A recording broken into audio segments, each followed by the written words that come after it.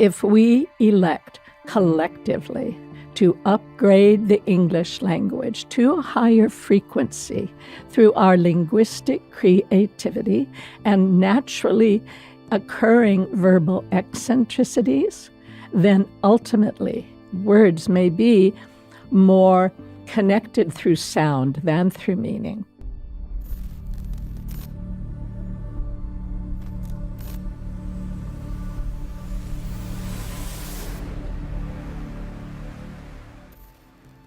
I think the language was salted with contradiction, and it was so interesting. I recently came across a quote, but it's by the Greek general and historian writing about the war between Athens and Sparta. And he said the greatest horror of all was the corruption of the language. And Confucius said the first thing he would do if given charge of the administration of a country would be to correct the language. Yes, I think it's time to become more aware, to find more of these sacred pathwords. One of my favorite I've used, and to be truly beautiful is to be beautiful. There is nothing as exquisitely beautiful than a whole being who is true to who they are.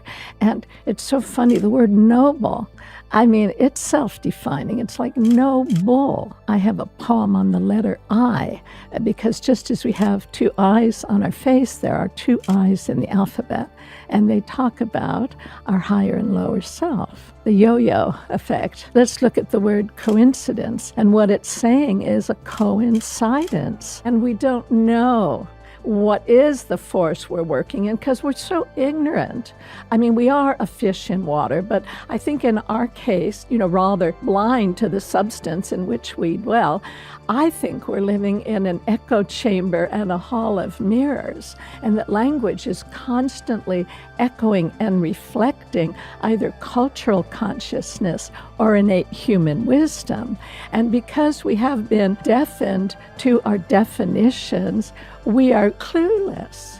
And yet the language is constantly echoing and reflecting, talking back to us. The word oblivious to the obvious, the only thing that separates them is a lie, L-I. In all our efforts to heal our psyche and raise consciousness on the planet, we have all but overlooked the very instrument of conscious thought and communication. Yet our forked tongue English language, which is the leading software of the Western mind, is itself in great need of retuning and upgrading. Over the course of my life, I cultivated a heightened sensitivity to how the total normality of insanity in society is echoed, reflected, and reinforced by the English language, which inadvertently yet unavoidably propagates an antiquated and manipulated vision of reality promulgated by the ancient church as an instrument of mind control at a time when people had to surrender their mind if they wanted to keep their heads about them, quite literally. You likely know omniscient, omnipotent, all-powerful, omnipresent, present everywhere. We know that is infinite intelligence. But the word that applies to us, I've never met anyone who knew it, and it is omnificent, possessing full creative power. And someone said to me, "Oh, I'm not creative." And I said, well, we've already demonstrated as a species that we have full destructive power. So the opposite has to be true. And we have the power of the word, which has been a very overlooked power. But Ken Burns, the documentarian, said it's the most powerful force, I believe, on earth, the English language.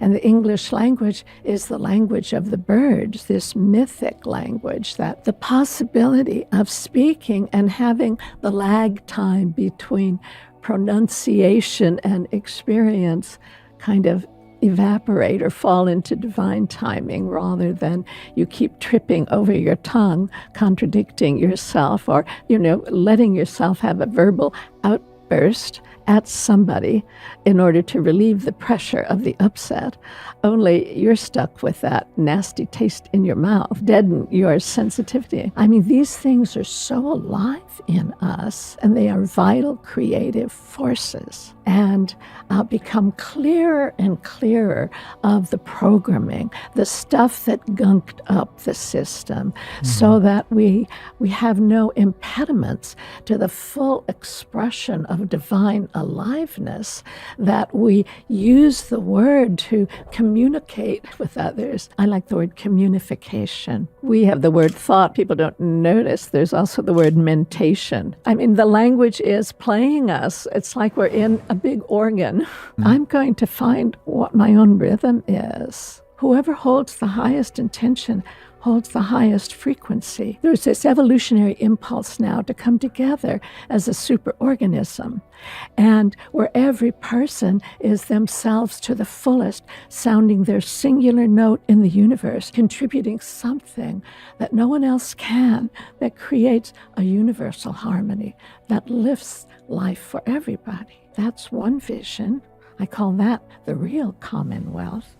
The other vision is called herd mentality. Let's see if we can herd these people like ants. And there's even myrmidons is a word. They're like soldiers, like ants, following orders. Some people who are sick on the illusion that wealth, sex, and power is going to bring them anything that satisfies their soul. Those who have gotten carried away in a total nightmare, so be it for them. But they would like to have an ant colony. This is not predatory capitalism we're living in. It's parasitic capitalism. I mean, they're sucking the last flow through people. I mean, it's how do you be that hungry, that starving, and that blind that you have to suck energy from other people in an infinitely abundant universe that is happy to be in communication with you in every moment? Lynn McTaggart said, we need a new lens. Most important, we need a new lens through which to view the world. Well, we see the world through the word.